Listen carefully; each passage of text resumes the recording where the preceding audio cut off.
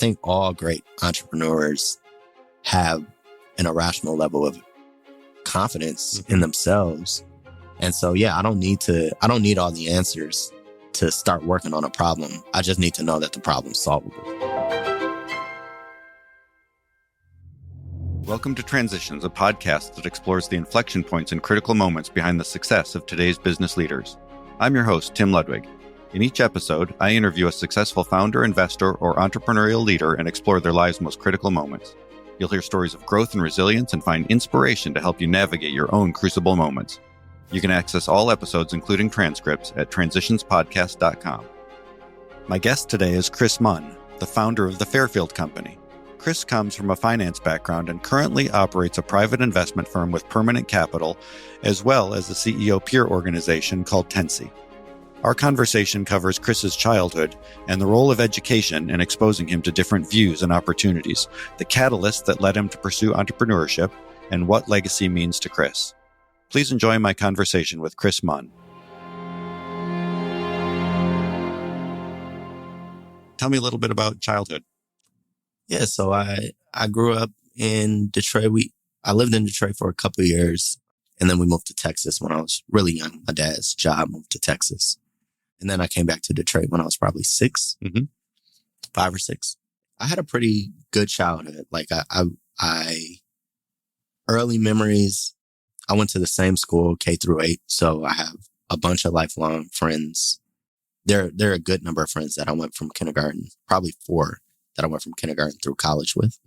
So all the way through college? All the way through college, yeah. So I went to a public school in Detroit, but it was a magnet school. So you had to test in, and then the high school was a magnet school too. So my middle school, my K through 8 was just kind of like a feeder school into that school. So I went to school with a bunch of kids for 15 to 13 years, whatever it is. I was the oldest. I have a younger sister who's 5 years younger than me, which is a pretty big gap.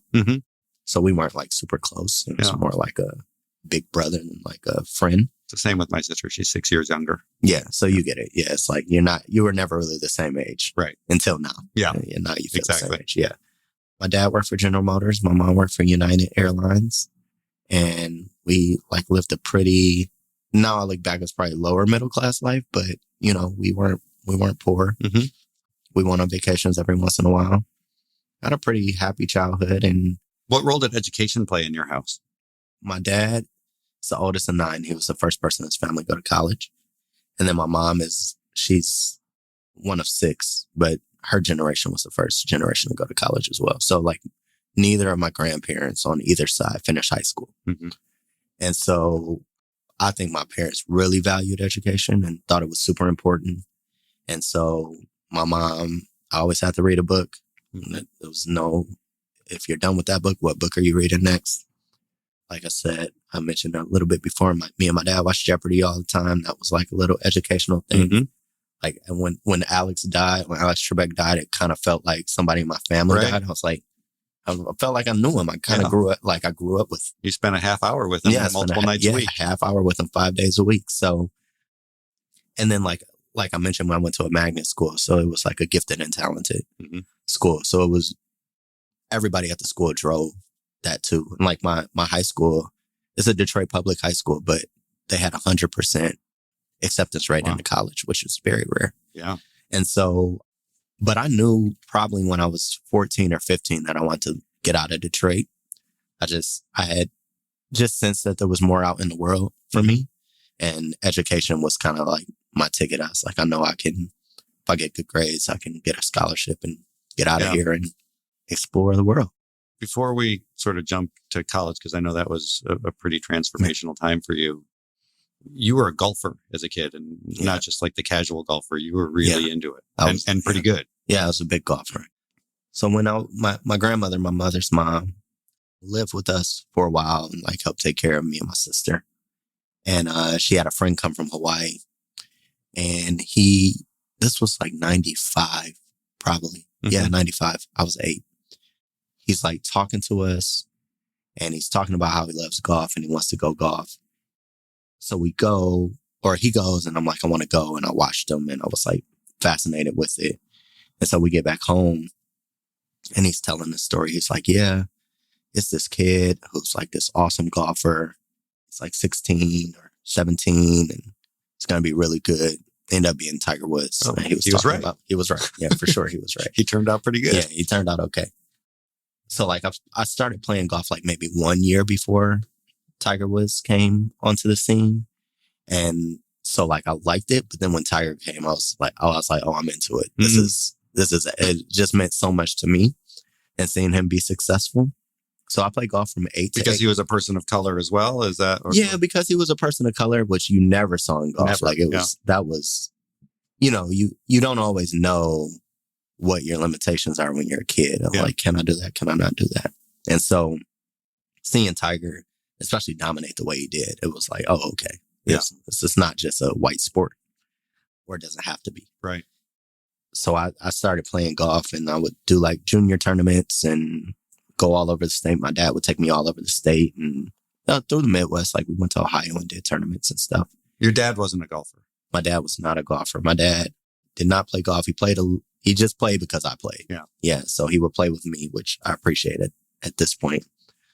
But I fell in love with it. I just fell in love with the discipline it requires, with the patience it requires, with the pursuit of perfection. It's like professional golfers are never happy with their golf game. And like, it's kind of like a tormented sport, but I just love the challenge of, let me try to get better at something that I know I'll never be better at. I guess it's, you never be better perfection. Enough. Yeah. You never reach a point of satisfaction. And so I think it's helped me in life for sure. Some of the stuff that I learned from golf and just like the lessons that you have to take from playing competitive golf. What's one of those lessons you feel like it stuck with you? Well, in golf, like, okay, let's say a professional golfer might hit the ball 70 times in a round. And one of those can be awful, or two of those can be awful, like awful shots. And as you get worse, the percentage of awful shots goes up. But one of the things that you quickly have to learn is, like, when you hit a bad shot, the next shot needs to be a good shot. Yeah. And the only way for the next shot to be a good shot is for you to not think about the last shot anymore. You have to forget it. Yeah, you have to forget it and you have to move on. And so, like, it's like this quick amnesia of, that's not who I am. You know, that's not my character. That's not the player I am. And that is not what I'm used to. So let me just reset and refocus. And I know that if I reset and refocus, I'll at least get back to my average, which is not that. Did you watch Ted Lasso? I've watched like the first 6 episodes. Okay, there's a comment in there where he talks about the goldfish having really the short memory, right? Yeah. And be a goldfish. Yeah, be a goldfish. Yeah. Exactly. That's exactly it. It's like, you have to be a goldfish and forget what happened, but still have but you can't lose your confidence. And so that's the important part of forgetting. It's like, it's almost like a statistical anomaly. It's like, we'll just throw that out because it doesn't fit in with the data set. The data set shows that I should be this kind of golfer, and that doesn't fit. So we have to throw that out and just remember that we are the data set and not this data point. Ooh, I like that framing. Yeah. Yeah. So I've taken that into life. And so, like, if I have a bad day or something, It's one day. That's not the data set. That's just a data point. Yeah. Yeah. Getting accolades and recognized for golf, was that something that was going to play into your college decision? Yeah. So, you know, when I was like 14 or 15, I kind of, you start thinking about college and whether or not I know I was going to go to college, but it's a matter of what I want to do in college and if I want to play golf in college. Yeah. And so I think when I was 16, I want to say, I went to my dad, who had like taken me to do all this golf stuff, and told him that I didn't want to play, college golfer. I didn't want to play competitive golf anymore. Even in high school. Yeah. Like after my junior year of high school. And so one, I was nervous to say that because, he had taken me to all this. Made a big investment. Yeah, he made a big investment in me. But he was just kind of like, okay, that's fine. And, that was a big relief to me. Yeah. But I love golf. Like, I love golf. I still love golf. Like, if you talk to any of my friends, you talk to my wife especially, she's going to say, I love golf more than I love her. That's what she believes. I love everything about it. I could watch high school kids play golf. I could watch YouTubers play golf. I can watch any kind of golf. But I didn't want to make it a job. And I knew what college golf looked like. And my dad got a scholarship to play college football, which he quickly decided he wasn't going to do because it was going to be a real commitment, one that he didn't want to make. And so I think that... Because he wanted to focus on the education. He wanted to focus on his education, yeah. So he thought that football would get in the way of that. Right. I think that helped him, say like, okay, I'm totally fine with you not doing that. But it also made me realize that, you can just do things for seasons. Like he was okay with just, and thinking back, I'm like, he took me to all that stuff, but it was just because I liked it and I had an interest, and he was letting me explore that interest and not, oh, we're doing this so you can do something later, which I appreciate now. Sometimes you just want to make a Lego set because you want to make a Lego set. It's not, I don't want to make a hobby of this. I don't want to make a job out of this. Just what I want to do right now. There's something really pure and uncomplicated about that kind of love, right? You're just doing it because the person you care about is into it. There's no other motive beyond that. Yeah. And that's awesome. And I see that now in my relationship and how it matters when you show up for people for what they want to do. So I decided I didn't want to play, which was a big deal, but I got an academic scholarship to college. Can I just pause right there for a second? So I think a lot of people, when they have the kind of skill that you had and rise to the level of recognition that you had in golf, it becomes a large part of their identity. Yeah. And it would be hard, I think, for a lot of people. I think if I were in that situation, it'd be hard to just sort of put that aside and then like, who is Chris now? Yeah. Right. Did you remember going through any of that? Yeah, I don't really remember going through that. I don't think I get too tied to things that I do, like my identity. Yeah. Like even to this day, if I can do entrepreneurship anymore, I wouldn't feel ruined. Mm-hmm. I think identity is like a lot deeper than that. Yeah. And so I didn't really feel, it was certainly a big decision, and I was certainly missed playing competitive golf. I still miss that. But I didn't feel like part of me was lost. And part of that is I was so young that, you're 16 or 17 and you're not really a fully formed human yet. So there's a lot of other interests you may have and other things like step in and fill that void. So I think going to college was just that whole experience filled that void quickly for me. Did it make you nervous that maybe that would inhibit your ability to get into the colleges that you were aiming for? No, I know I had good grades in school, so I knew I was going to be able to get into college, and I thought the colleges that I wanted to go to, I thought I could get in. So it wasn't inhibiting for me. I felt confident, and maybe that's part of it too. I felt like I had another path. Right, you weren't just solely relying on golf. Yeah, for sure. So then you applied to college, and where'd you end up going? Yeah, so I went to Howard, DC, HBCU. In 2006, I left Detroit, which was like right before the auto industry and the great financial crisis. The great financial crisis. And so my decision to go to Howard, I wanted to go to school in the city. That was my main thing. I said, I want to go to school in the city. I want to go in a big city, bigger than Detroit. So honestly, that's kind of limiting. Mm-hmm. At the time, there were only like 7 or 8 cities that were bigger than Detroit. But I just knew I wanted like more. I wanted to see more and do more. Mm-hmm. So I applied to schools in Chicago and New York and DC. And so I had a couple like family friends that had gone to Howard and had mentioned, I went on a tour. I had an aunt that lived in DC.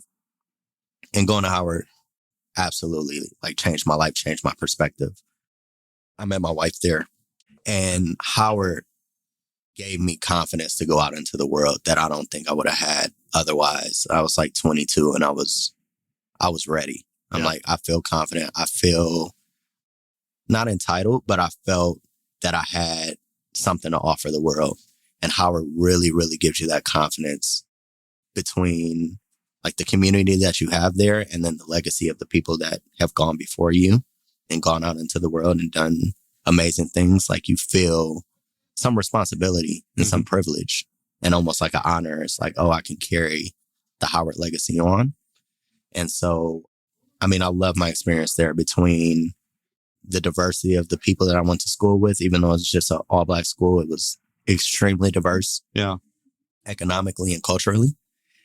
And like, I have some true lifelong friends from my college experience that are probably my best friends to this day.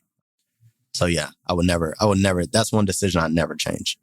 Yeah. That sounds like a really pivotal time. Yeah. I know. And you're so young, right? You're impressionable. And I love like the thought diversity there. Mm-hmm. Like you have, people who, I'm in Detroit. Everybody's a Democrat in Detroit. Then I go to Howard and they're like the Black Republicans club. And I'm like, I didn't know there were Black. I didn't know there were Black Republicans. I didn't know you could be. And so like you go and listen to what they have to say. And one of the beauties of college is like you get exposed to all these ideas mm-hmm. at an age where you're impressionable enough to still take them in. But you're old enough and around enough people that all the ideas come from a pretty thoughtful place. Yeah, right. And so that exploration of that was awesome. Just within the Black community at Howard, I got exposed to a ton of diverse thoughts and ideas, and I had a different worldview mm-hmm. for sure when I left than when I started. Yeah. So. And as you were getting close to the end of college and thinking about careers, like how did that take shape in your mind? What were your things you were interested in, and how did you ultimately make a decision? Yeah, I really had no idea what I was doing. I just went to school. Mm-hmm. Like I just went to school and I had no real, like my mom and my dad both worked in corporate careers, but I was kind of interested in finance, mm-hmm. but I didn't know what that really meant or what that looked like. What did you major in? Finance. Oh, okay. Yeah. So I was marketing when I got to school, but I changed it to finance quickly. And so one of the great parts about Howard is all the big banks and stuff come to recruit there. And they have these things called info sessions. And so info session is just 5:00. They're coming, somebody sends somebody down from New York to talk to kids. Serve some pastries. Yeah. And so literally I was going for I was hungry. I was walking past somewhere and they had food. And some lady was like, come in, we're doing an info session. And so I went and talked to some people for a long time. It was with UBS, mm-hmm. The Swiss bank. And that is how I got I got an internship at UBS, like through that, like true serendipity, just being in the building. Yeah. In New York? In New York, mm-hmm. yeah. And so that's kind of where I started. And it was like, I didn't love the work, but it paid well. Mm-hmm. And I always had like some entrepreneurial ambitions. So just my calculus at the time, I was 21 or whatever, 20, wasn't that smart, but it was just like, just make as much money as you can and then you'll have some options. Right. Which is like kind of true. Yeah. And literally that was how you chose. Yeah, that's how I chose. It was literally, that's who gave me an opportunity. I took it. And when I graduated from school, I moved to New York. You mentioned you had some entrepreneurial ambitions. When did you start to feel those, and like, where do you think that came from? I'm not sure where that came from. Like in school, I always sold stuff. So like I would sell chips or I would sell candy. And then I got a real lucrative business in high school. What was that? So I used to work at Whole Foods, mm-hmm. which was in 2004. I was making like $14 an hour, which was like insane. Yeah. Right. I'm like, I'm rich. Right. But every night at Whole Foods, they throw out their fresh cut fruit and we could buy it for $0.25. And so I would just buy like 20 things of fruit and they're like $10, they're like the $10 things. Right. And I'll go to school and sell them for like $5. So I was, I'm getting like $50 a day. Wow. 5 days a week in school along with my job. So I was like, oh, this is awesome. This is when I was, I'm buying all the shoes. Right. And that pays for a lot of greens fees too. Yeah. It pays for greens fees. It pays for shoes and it helped me get a car. Yeah. And so I think there's probably like some conditioning there for sure mm-hmm. of like, oh, you get money, you have some freedom, you can do what you want, you can buy what you want. Especially at that age. You can buy something cheap and sell it for more. Yep. You could buy something cheap and sell it for more. And like, I understood. I'm like, oh, I got low cost of goods and mm-hmm. high margin business. Mm-hmm. And I worked with somebody else that I went to school with. So I always would have to get in there first so that there's, no competitors. So I had a monopoly at school on the fresh fruit. But yeah, so I like learned all this stuff about business and that like really made me, I was just super excited about that. I was like, I'm making money. I could buy what I want to buy at that time. You don't have any bills. It's just nonsense. But I mean, that's part of what money is to spend it on what you want. You just have to spend it on necessities. Then it's not as fun to go to work, in my opinion. And so like that there was kind of a springboard. I didn't do any of that in college, but in high school, I just always remember like I was the richest kid at school. Like not my parents, but like between the job and then the side hustle, I was like, I had a lot of money in school. And like, now that I think about it, I spent it all, which is another story, but lesson learned. But I think that was like a big inspiration for me of learning what a business is. And then, we sell all our fruit one day at Whole Foods. And so I don't have any the next day for the kids. And then they're like, what's going on? And I got angry customers and supply chain issues. It's like pretty cool. So yeah, it was a good lesson. And like my parents encouraged me. They were just like, yeah, if you want to do that and it helps pay for stuff. If you want to buy a car, go ahead. If you want to let me spend it. Yeah, it's your money. And so that just gave me like a level of freedom that I had never had. So I loved it. You were far more entrepreneurial than I was. Yeah. I don't know. It was just, I just love the freedom I have in my own cash. Yeah. Yeah. So you go to UBS. Yeah. How long were you there? So I only interned at UBS. Okay. Yeah. So I interned there that summer. And then the next summer I worked at Hess on their trading desk. So like the oil company. And so that was a very, very different experience for me because I know, like I've mentioned, I grew up in Detroit. I went to Howard. And so honestly, going to work was the first time I was really ever around any other races.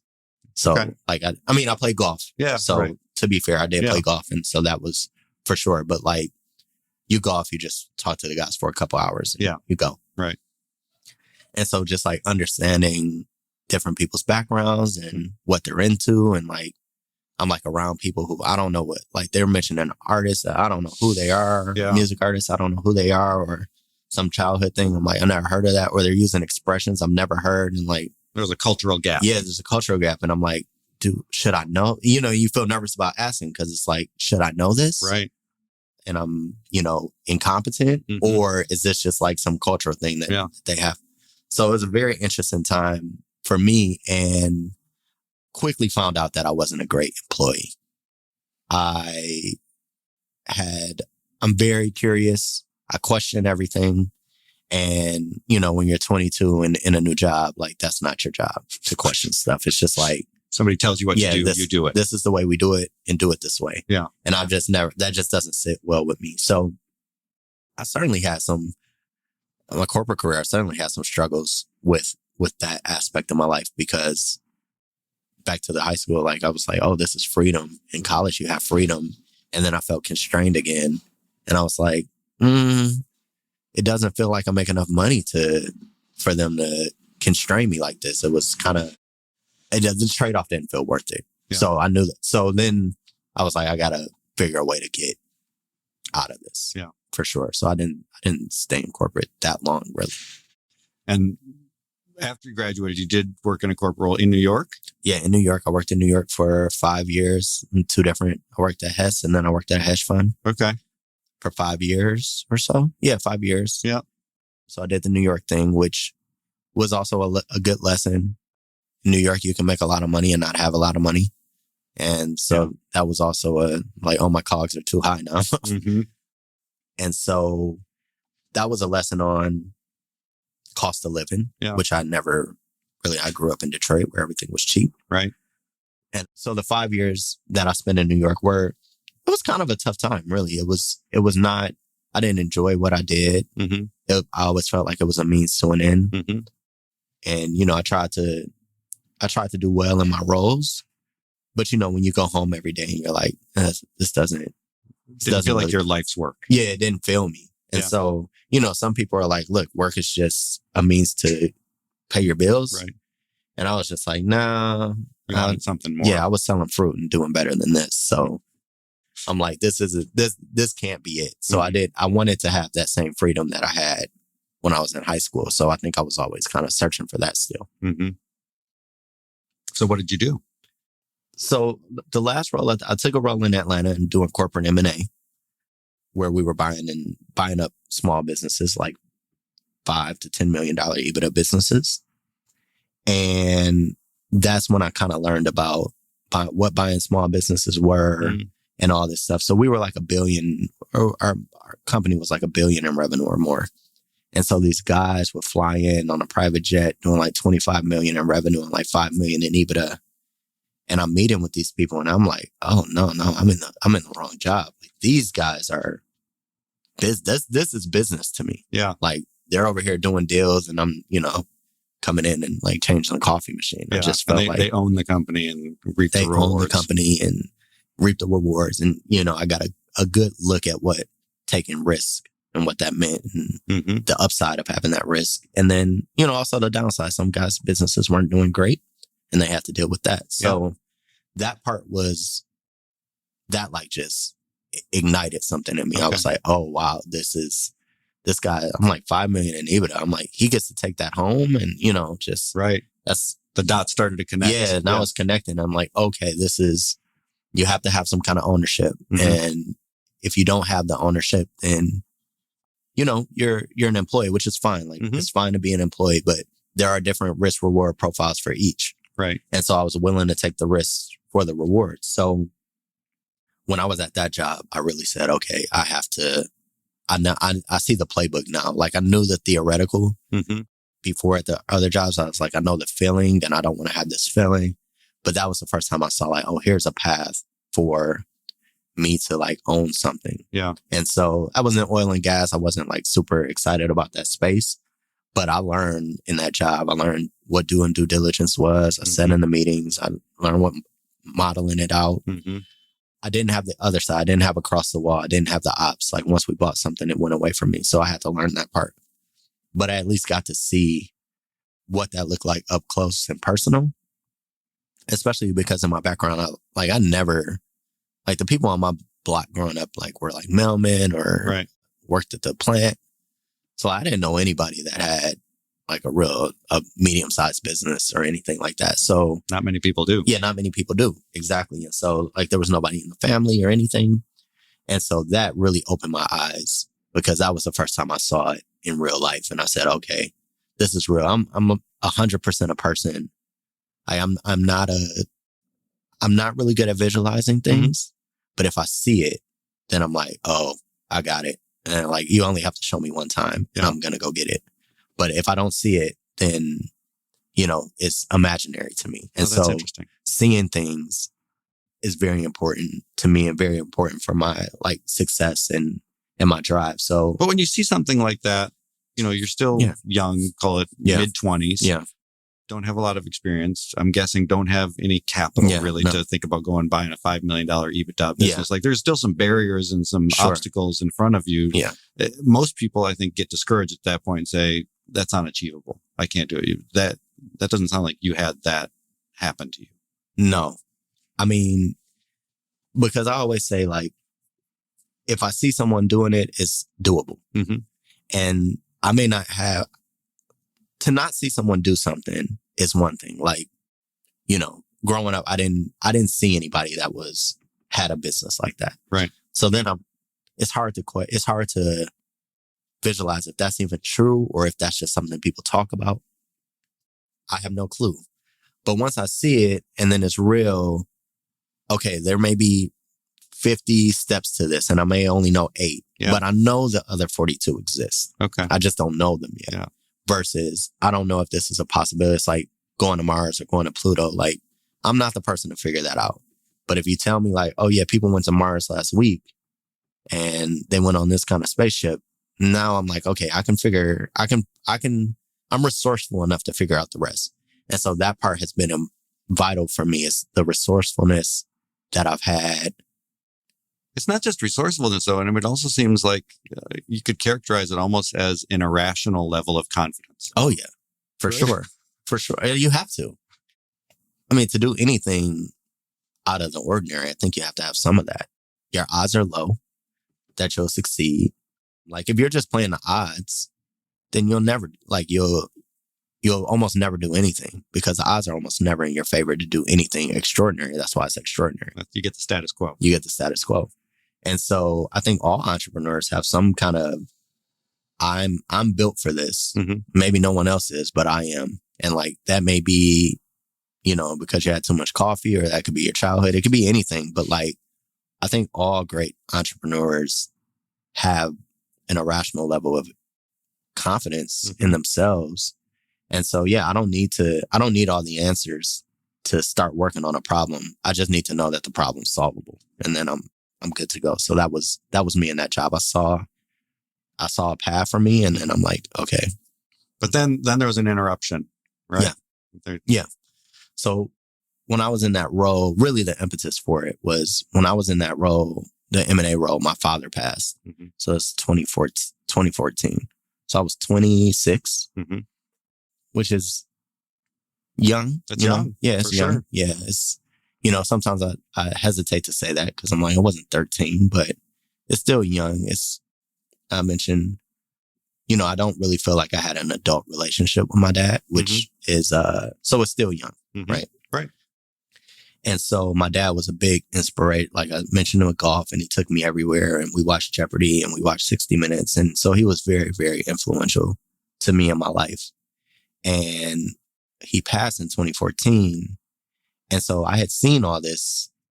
I'd seen what had happened to him at the end of his career. So he worked at General Motors, and, he got laid off maybe like 2 years before that. In the financial crisis, maybe 3 years before that.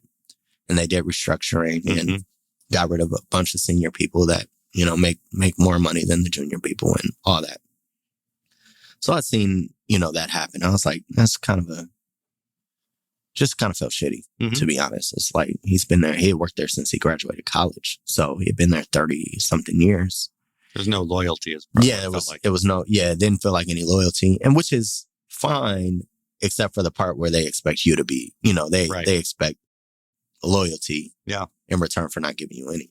And so that's part of my hesitation with corporate. It's like, you guys they preach everything to make you seem like a family, but then, it's not. You're just a team. And if somebody's not cutting it, or somebody makes too much money, you're off the team. That's such a pet peeve of mine. Like, I think when I was younger, this notion of like having your work be like family really resonated with me. Yeah. I wanted to connect with people at that level. The older I got and the more experience I got, I realized how unfair it was to characterize it at that. It really is a team and not a family.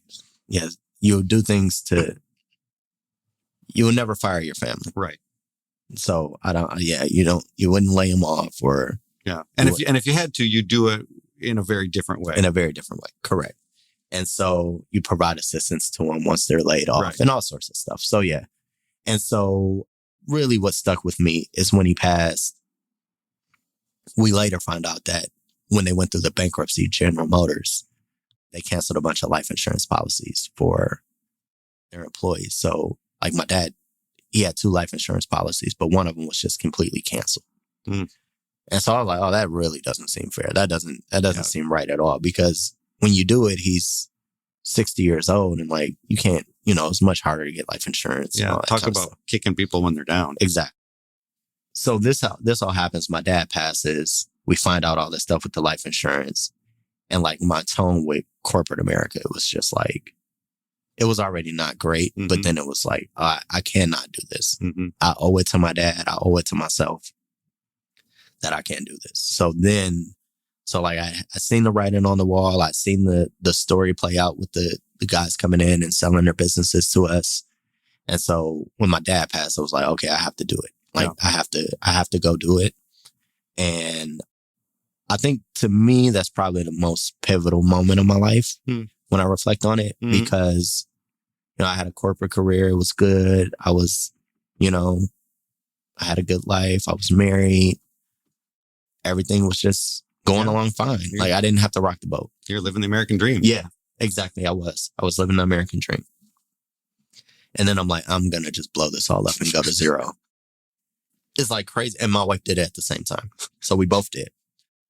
And like looking back now, I'm like, that was crazy. Like we had a good amount of stable income, and we just said, we'll take it to zero. Let's take it to zero. But I think sometimes it requires like, big shifts and big things happening in your life to make you have some perspective. And that's one thing that I always think about when I think about my father is his work ethic and everything he did for me. And then the way he was treated at the end is like what he left me. And him leaving me that is the reason that I have the life I have today. Mm-hmm. So if he wouldn't have passed, I don't know. I may still be working in corporate because I may always have the itch, but nothing lights the fire. Yeah.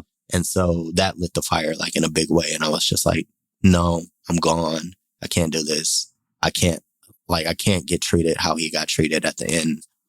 I wouldn't be able to live with myself. So I think he did the best he could with what he knew. Like I said, he was the first person to go to college. So it's just a good job for him and a good life. Yeah.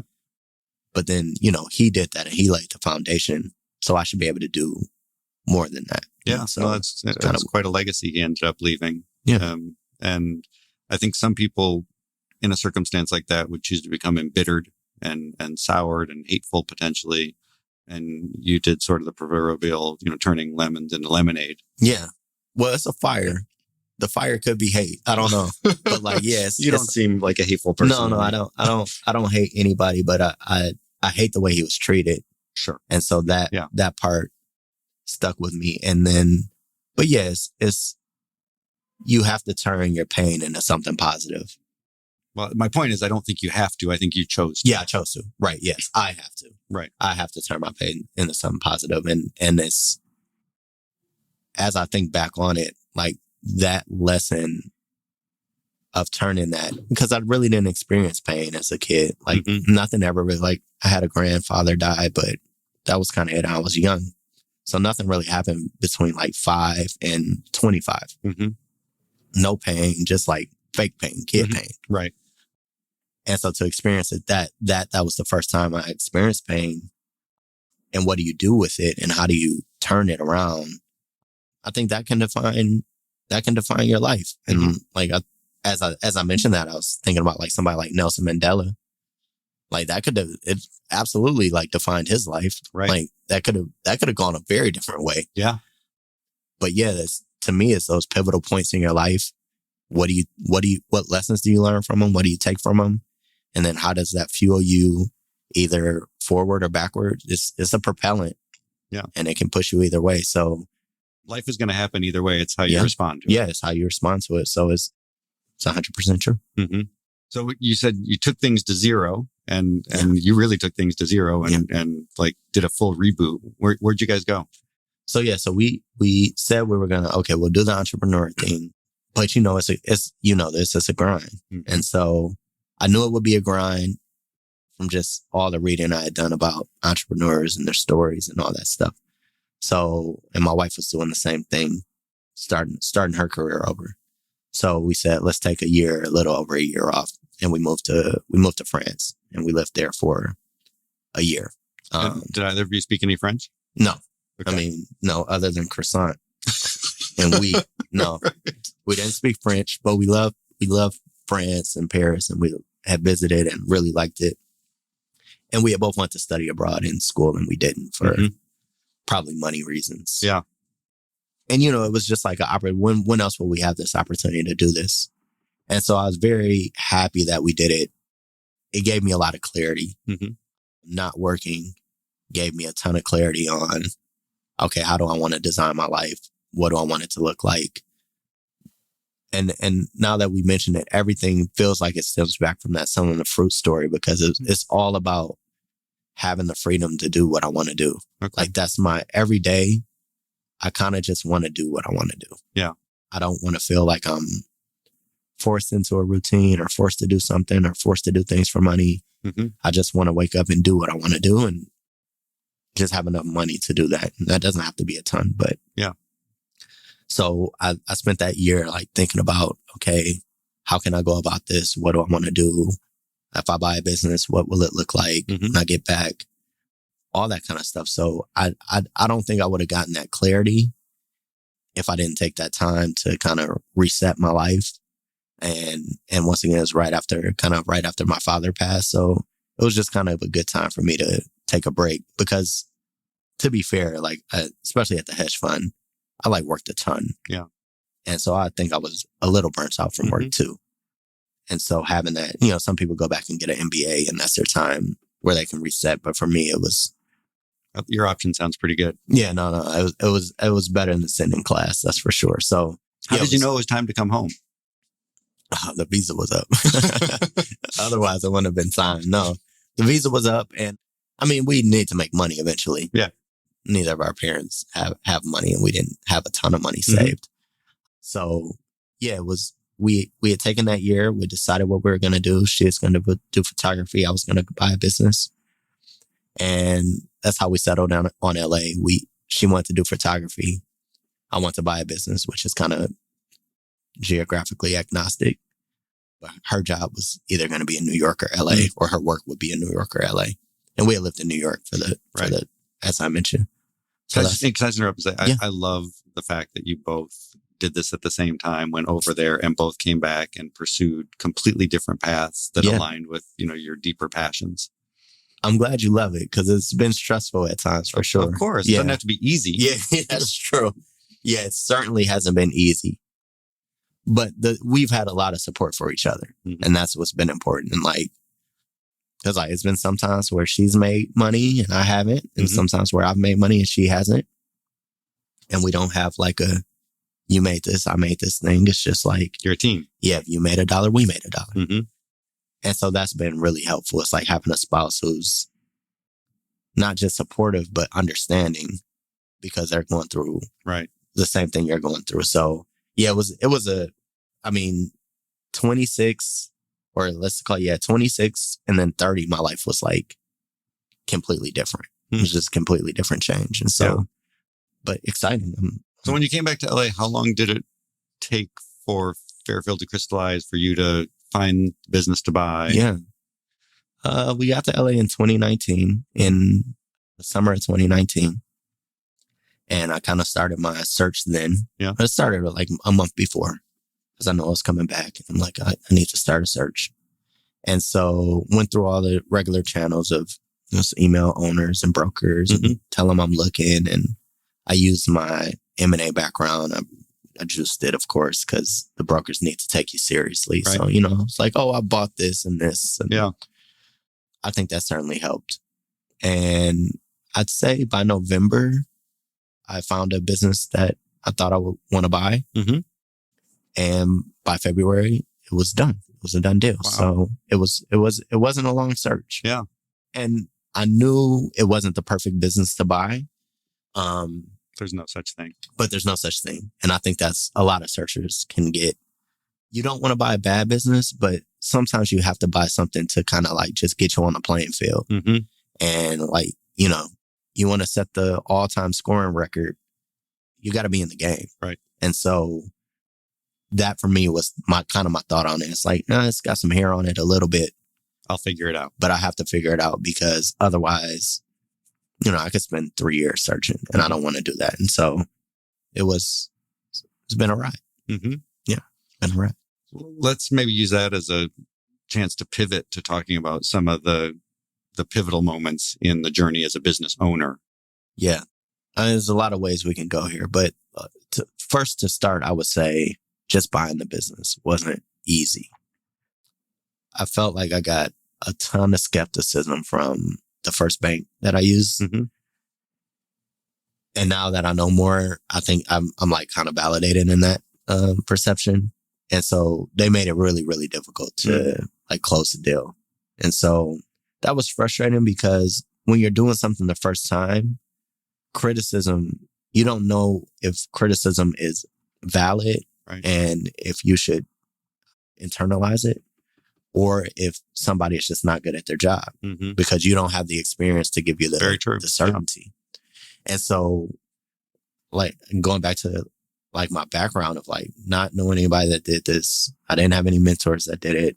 I'm doing it for the first time. And so I'm oh, are these banks right? Or I'm I don't know. So it gives you a lot of trepidation and a lot of, it makes you lose your confidence really into what you're doing. So that was really hard to keep pushing through that because every day, you see on Twitter, somebody's oh, they don't talk about the hard parts. And I'm like, am I ignoring that right now? Mm-hmm. Or I don't know. You don't have a good inner voice when you don't have experience. Yeah.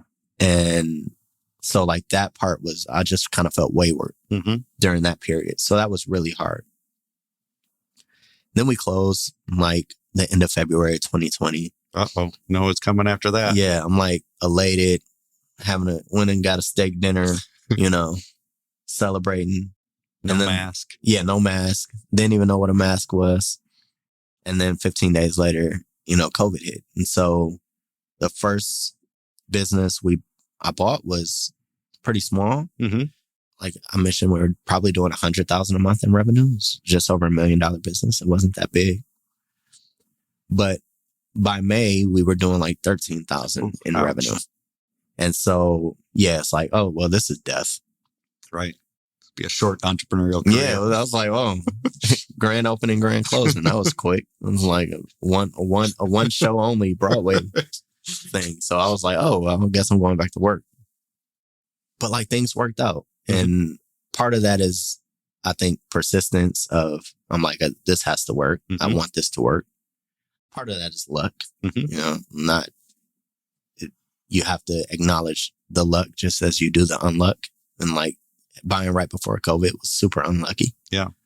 But getting through it, part of that was absolutely luck and things that fell in our favor. And so in business, I feel like there's always something. Yeah. There's either issues trying to find businesses to buy, issues operating the businesses. Businesses are really just kind of a mess. Yep. And they're very fragile. And to keep them going and operating is not easy.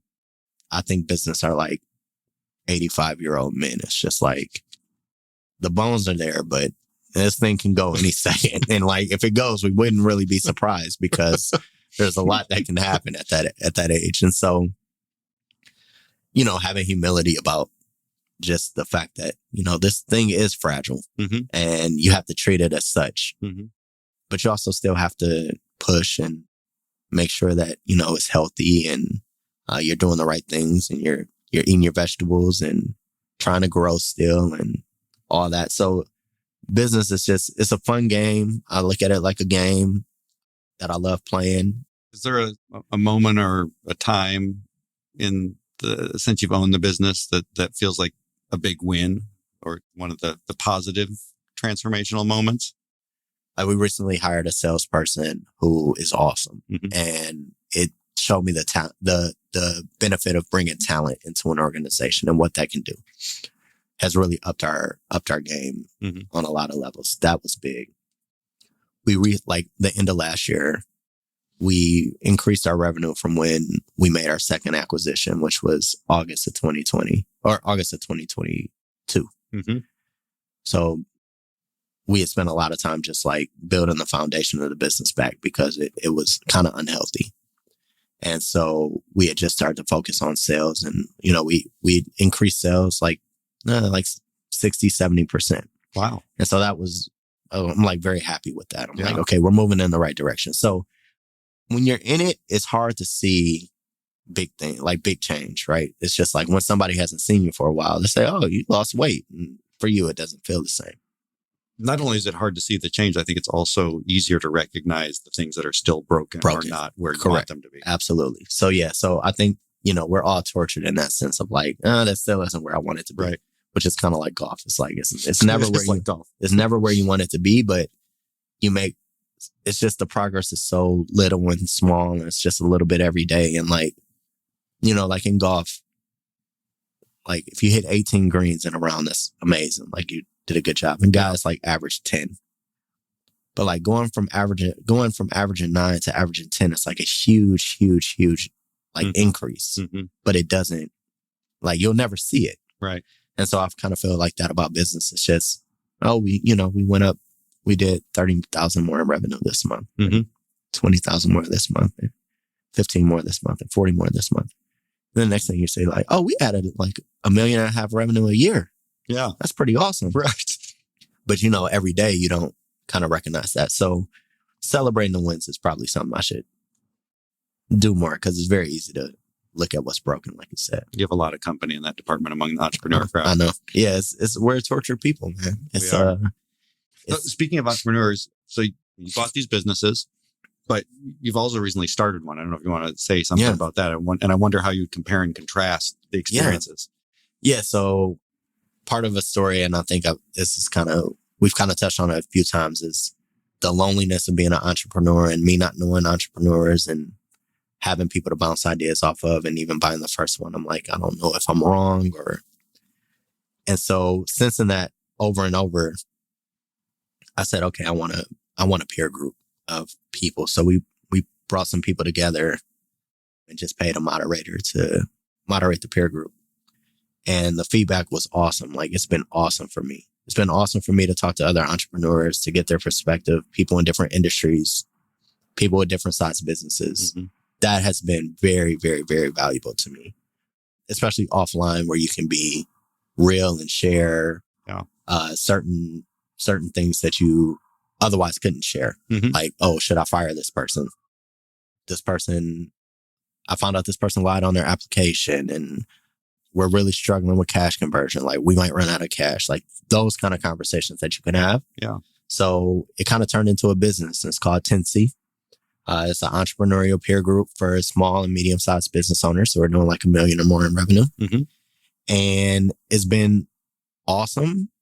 It's a very different business than what I normally have, which is facility management is our largest business. But it's very exciting to have a totally different business. Like, this business has low COGS. Mm-hmm. You get paid up front. Recurring revenue. So it's like all the cool things that people talk about in business. But then how do you keep people engaged? How do you limit churn? So very different than what I experienced on the other side with my facility management business. Is it strange being a member and an owner? Sometimes, yeah, for sure. Sometimes, because you know the experience, mm-hmm. right? And you know what the customers are getting. But at the same time, I'm not in every group. Mm-hmm. And so other groups may have different experiences, but it's a lot easier to like the facility management business. When a customer says something, even though I understand technically what they're talking about, they have an issue, their floors weren't stripped and waxed properly, whatever. I can get that.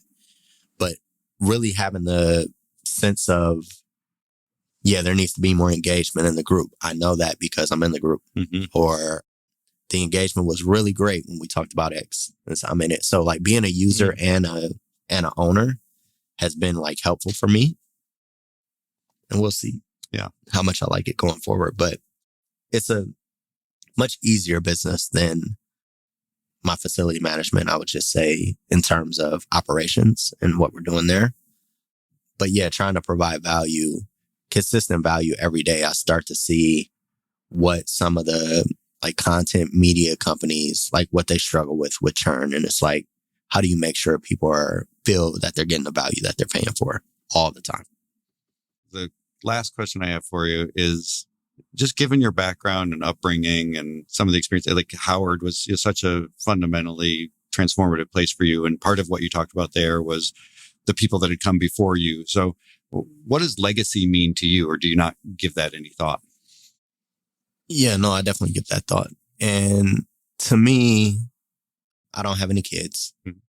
And so legacy is often thought of as, what you leave behind for your kids or whatever. But for me, I think legacy is much broader than that. Mm-hmm. And especially coming from I only have one sibling, but as I mentioned, my dad is 1 of 9, my mom is 1 of 6. So we grew up in a big family. That's a big family.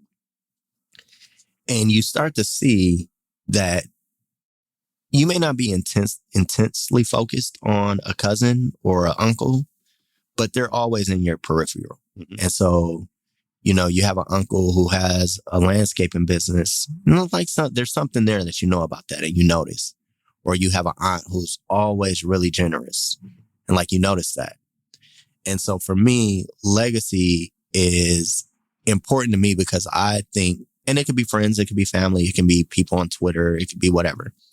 But people are going to have what people think of you and what people are able to glean from your life what things they're able to take away, and hopefully positive things that they could take away, whether it's you were a good friend or you were really generous or you always had a positive attitude, or, you're a great business person that still found time for their family.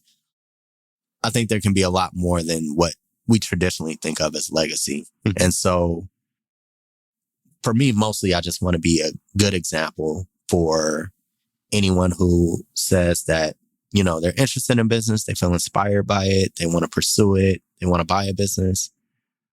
I hope that I'm a good example and somebody they can reach out to, and somebody that might look like them or have a background that they have. I think that's been important to me. And then, just kind of the life I lead. I want to be a good person. I want to be a good friend. I want to be a good husband. So it's not so much what people think about me, but it's, kind of the impact that I had in their lives. And so I hope that some people I could touch very deeply, and then some people I can just be kind of a peripheral, he did it. A role model in some way. Yeah, in some way. And so for me, it's just like staying on the path that I'm on. And I hope to keep sharing like some of the things that make that valuable and make it worthwhile to me. That sounds like it'd be a great legacy. I hope so. Yeah. I'll be happy with that. Yeah. Thank you, Chris. Yeah. Thanks, Tim. Appreciate it. If you enjoyed today's episode, you can find transcripts and show notes at transitionspodcast.com.